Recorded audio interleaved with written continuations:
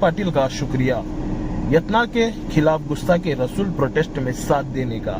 बीजापुर में हुए 28 अप्रैल को अंबेडकर सर्कल में हुए प्रोटेस्ट में ज्वाइंट एक्शन कमेटी का हड़ताल में पहुंचकर यत्नाल के बयान की कड़ी निंदा करते हुए इंसानियत और एक दूसरे धर्म के सम्मान मिलजुल कर करे, देश में क्यों नफरत बांटने का काम कर रहे हैं कहने वाले शिवानंद पाटिल के खिलाफ बीजापुर के एमएलए यत्नाल ने शिवानंद पाटिल को निजी जिंदगी पर हमला करते हुए दम और ताकत की बात करी थी। इस्तीफा देने का चैलेंज किया था। इसके चलते चैलेंज को मानकर भाईचारगी के लिए शिवानंद पाटिल ने चैलेंज को स्वीकार किया था। आज उसी के चलते मुस्लिम मुखंडों और धर्मगुरुओं ने सब मिलकर आज उनके घर पर पहुंचकर सम्मान किया गया।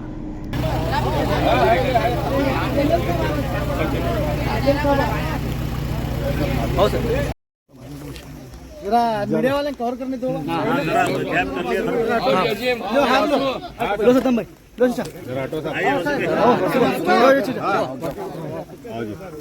ಶಿವಾನಂದ ಪಾಟೀಲ್ ಅವರಿಗೆ, ಶಿವಾನಂದ ಪಾಟೀಲ್ ಅವರಿಗೆ, ಶಿವಾನಂದ ಪಾಟೀಲ್ ಅವರಿಗೆ, उत्तर कर्नाटक हुनी शिवानंद पाटिल ಅವರಿಗೆ, उत्तर कर्नाटक हुनी शिवानंद पाटिल ಅವರಿಗೆ, उत्तर कर्नाटक हुनी शिवानंद पाटिल ಅವರಿಗೆ, उत्तर कर्नाटक हुनी शिवानंद पाटिल ಅವರಿಗೆ, उत्तर कर्नाटक हुनी शिवानंद पाटिल ಅವರಿಗೆ, उत्तर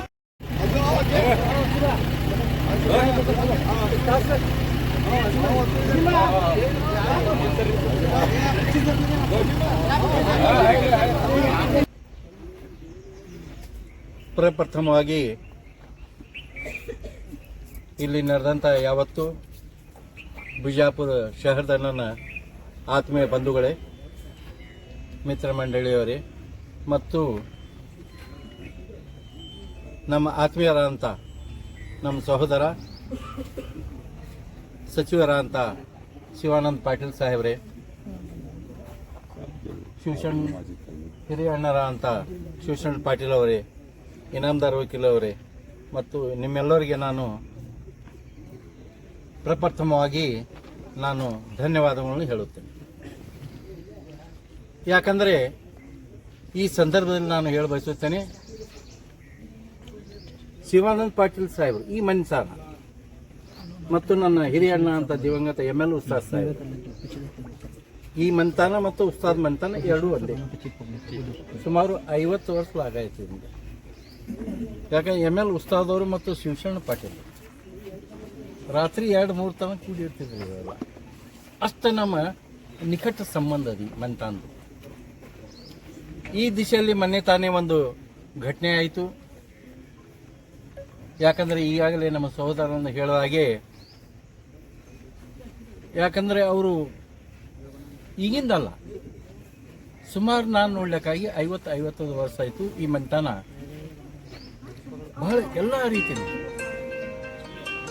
ಭೇದವಾಗಿ ಇರಲಾರ್ದೆ, ಅವರು ಅಲ್ಲಾರ್ದೆ ಇವರು ಎಲ್ಲರೂ ನಮ್ಮ ಅಣ್ತಂಬ್ರೆ, ನಮ್ಮ ಮಕ್ಕಳೇ, ನಮ್ಮ ತಮ್ಮ ತಾಯಿ ತಂದೆಯರು ಅಂತೇಳಿ ತಿಳ್ಕೊಂಡು ಎಲ್ಲರೂ ಸಂಬಂಧ ಬೆಳೆಸ್ಕೊಂಡು ಬಂದಂಥ ಇಂಥ ಮಂತಾನ.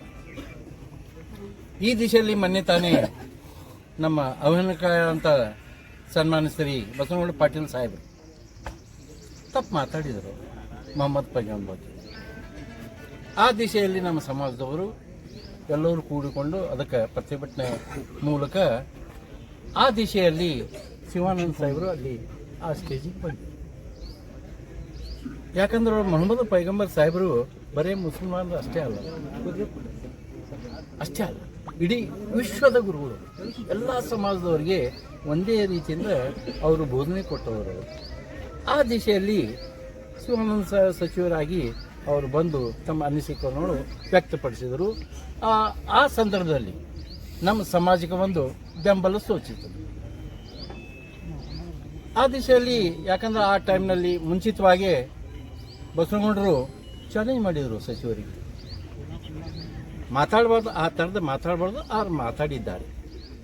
ಅದೇ ಥರ ಆ ಸವಾಲನ್ನು ಸ್ವೀಕರಿಸಿ ನಮ್ಮ ಸಹೋದರ ಅಂತ ಶಿವಾನಂದ ಸಾಹೇಬರು ರಾಜೀನಾಮೆ ಕೊಟ್ಟರು. ರಾಜೀನಾಮೆ ಕೊಟ್ಟ ನಂತರ ಅವರೇನು ಸವಾಲೇನು ಮಾಡಿದಾರಲ್ಲ, ಅವರು ಕೊಡಬೇಕಲ್ವ. ಕೊಡಬೇಕು, ಅವರು ಕೊಡಬೇಕು. ಕೊಟ್ಟು ಎಲೆಕ್ಷನ್ ನಿಂದಲಿ. ಯಾಕಂದ್ರೆ ಶಿವಾನಂದ ಸಾಹೇಬ್ರೆ ಬೇಡ, ನಾನೇ ನಿಂದಿರ್ತೇನೆ ಅವರು, ಹಾಗೆ ಅಷ್ಟೇ. ಇವ್ರಿಗೆ ಚಾಲೆಂಜ್ ಮಾಡ್ಯಾರಲ್ಲ, ಕೊಡ್ರಿ, ನೀವು ರಾಜೀನಾಮೆ ಕೊಡ್ರಿ ಗಂಡಸರು ಇದ್ರೆ. ಆದರೆ ಯಾವ ಮಂತನ ಬಗ್ಗೆ ಹೀಯಾಳ್ಕಾರಿ ಮಾತಾಡಬಾರ್ದು, ಅದು ತಪ್ಪದು. ಅದು ನಮಗೂ ನೋವಾಗ್ಯದ. ಈ ಮಂತನಿಗೆ ಅಷ್ಟೇ ಅಲ್ಲ, ನಮ್ಮ ಪೂರ್ಣ ಬಿಜಾಪುರ ಜಿಲ್ಲೆಗೆ ನೋವಾಗ್ಬಿಟ್ಟದು ಅವ್ರು ಮಾತಾಡಿದ್ದು. ಯಾಕಂದ್ರೆ ಮೂಲೆಯಲ್ಲಿ ಸಹಿತ ಎಲ್ಲರೂ ದಿನನಿತ್ಯ ಇದೇ ಚರ್ಚೆ ನಡೆದ. ಶಿವಾನಂದ ಸಾಹೇಬ್ ಬಗ್ಗೆ ಚರ್ಚೆ ಮಾಡಿ, ದಯವಿಟ್ಟು ಸಾಹೇಬ್ರೆ, ನಮ್ಮ ಸಮಾಜ ಅಷ್ಟೇ ಅಲ್ಲ, SC ST backward community minority ಎಲ್ಲರೂ ಬಿಜಾಪುರ ಜಿಲ್ಲೆ ಇಡೀ ರಾಜ್ಯ ನಿಮ್ಮ ಜೊತೆಯಲ್ಲಿ ನಾವು ಇದ್ದೀವಿ. ನಿಮ್ಮ ಹೆಗಲಿಗೆ ಹೆಗಲಿ ಕೊಟ್ಟು ನಾನು ನಿಮ್ಮ ಜೊತೆಯಲ್ಲಿ ಇರ್ತೀವಿ ಅಂತ ಹೇಳಿ ಇವತ್ತಿನ ದಿವಸ ಆಶ್ವಾಸನೆ ಕೊಟ್ಟು ಇಲ್ಲಿ ನಡೆದಂಥ ಯಾವತ್ತು ನನ್ನ ಬಂಧುಗಳಿಗೆ, ನಮ್ಮ ಸಮಾಜದ ಯಾವತ್ತು ಮಿತ್ರ ಮಂಡಳಿಗೆ ಮತ್ತೊಮ್ಮೆ ಮಗದೊಮ್ಮೆ. आज जो हादसा बीजापुर में हुआ है, ये बहुत दिनों से होते आ रहा था. उसको रुकाने में हम भी थोड़ा पहला ही कोशिश करना ज़रूरी था. उसके लिए मैं माफ़ी चाहता हूँ सब लोगों का, क्योंकि जो भी आदमी सियासत में है वो आदमी हर कौम को साथ में लेके चलना उसका फ़र्ज़ होता है. हिंदुस्तान का कॉन्स्टिट्यूशन है और हिंदुस्तान की जो आबादी आज तक जी रही उसी मिसाल पर जी रही.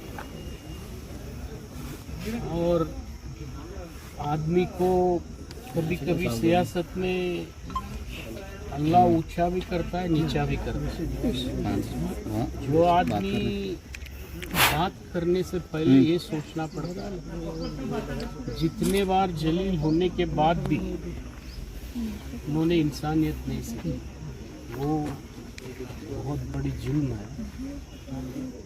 और उस दिन जो 28 तारीख को मैंने मोहम्मद पैगंबर साहब की जो जुलूस में जो बोलना था, तो वो बोलना मुनासिब था, कोई गलत नहीं था. मैंने इतना ही बोला उस दिन, कुत्ता भी वफादार रहता है, मगर वो जब तक वफादार रहता है, जब तक उसका दिल और दिमाग सही सलामत से काम करता है, वो वफादार ही रहता है. जब वो पागल बन जाता है, वो हर किसी को काटता है. तो पागल बनना इंसानियत की काम नहीं है. तो उन्होंने उस दिन वो साबित करके दिखाया, वो पागल बन गए. आज तक तो नहीं बनना चाहिए. और एक बात मैंने क्या बोला उस दिन, आप किसके ऊपर थूकने जा रहे हैं? आप आसमान पे थूके तो थूक तो आपके मुंह पे ही पड़ने वाला. हमारे नज़दीक के कौन है, उनके साथ तुम करो. अल्लाह के नाम पर ऐसा गलत बयान करना ये मुनासिब नहीं है. तो बहरहाल ये दो बातें छोड़ के मैंने तीसरा कोई बात नहीं किया. और सभी लोगों से दरख्वास्त किया कि सब लोग हम मिल के जीना जरूरी है. और हमेशा बीजापुर का सियासत कभी भी जात के ऊपर नहीं चला. बहुत दिनों से मैं भी देखते आया हूँ. और जब तक मेरे पिताजी थे, वो सिर्फ बागवान लोगों के ही आशीर्वाद से चुन के आते थे. हर मुसलमान भी उनके साथ में रहते थे, मगर हर कौम के आदमी को, मराठी को लेकर सबको साथ लेके जीते. मगर वही मिसाल कायम रखते हुए हम भी कोशिश करते आ रहे हैं. मगर इस बार बीजापुर की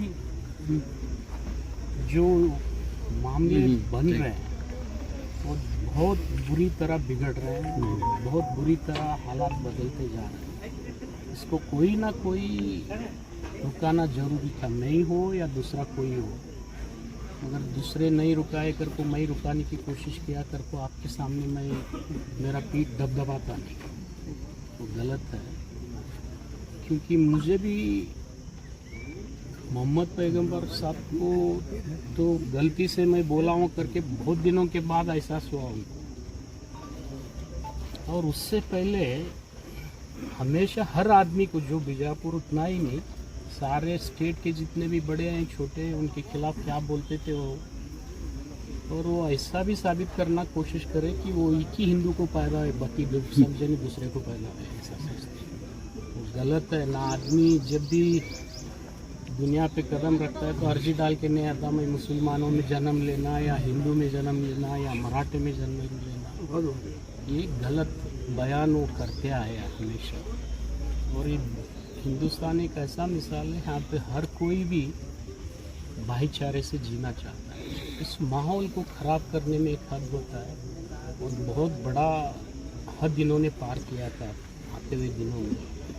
और वो 30 तारीख को जो उन्होंने बयान दिया कि बसवण्णा का जयंती था, तो ये दुनिया में मेरे ख्याल से 2-3 शख्सियत ऐसे हैं, मोहम्मद पैगंबर साहब हो, बसवण्णा साहब हो, क्राइस्ट हो, ये सब लोग इंसानियत के लिए जिए, बिना अपने लिए नहीं जिए। तो उनके नाम लेते वक्त भी आदमी को शर्म ना ही आते हुए ऐसा बयान करते जा रहे हैं। इसको कोई ना कोई एक फुल पॉइंट डालना बहुत ज़रूरी था। और उस दिन 30 तारीख को जब उन्होंने बोला तो ना आज तक मैं मेरे भाई से पूछा ना मेरे घर से पूछा। मैंने तय किया कि जीवन में 6 बार तो मैं MLA बन चुका हूँ, अगर 7वें बार बनना है तो मेरे नसीब में रहा तो, और सारे कौम बीजापुर के मुझे आशीर्वाद करते रहे तो मैं जीत के आता हूँ।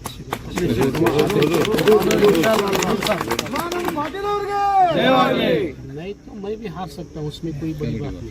हार और जीत से इंसान की इंसानियत में निर्बल नहीं होता।